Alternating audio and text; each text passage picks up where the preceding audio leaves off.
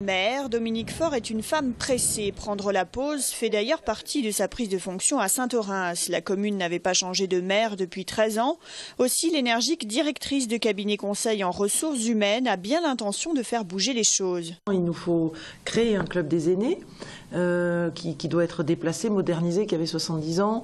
Il nous faut créer 2 gymnases qui pourront se transformer en salle des fêtes, dont on a besoin aussi à Saint-Orens.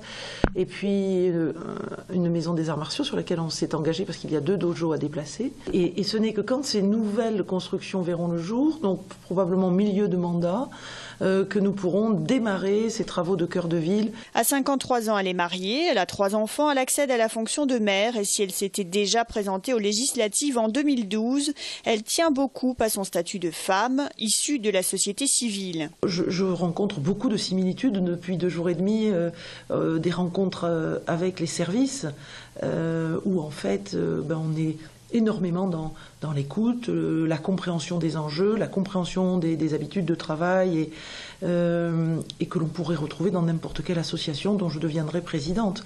Simplement, les enjeux sont différents. Dimanche soir, Jean-Luc Moudinque a été élu maire de Toulouse, faisant basculer la majorité de Toulouse Métropole. Dominique Faure y brigue une place de vice-présidente ou de présidente de commission. On se connaît depuis très longtemps. Jean-Luc, on partage la même vision, la même ambition pour la métropole. C'est quelqu'un que j'estime beaucoup. Je connais bien le monde économique, le monde industriel, le monde des services, les pôles de compétitivité. J'ai même été un peu à l'origine des réflexions qui étaient conduites bien avant que les pôles voient le jour. Donc j'ai été élue à la Chambre de commerce, donc cette dimension est extrêmement importante pour moi. Je pense pouvoir amener ma contribution. En attendant, elle compte bien s'atteler à rendre plus fluide la circulation de Saint-Orens et à faire de l'éducation un sujet prioritaire de son mandat.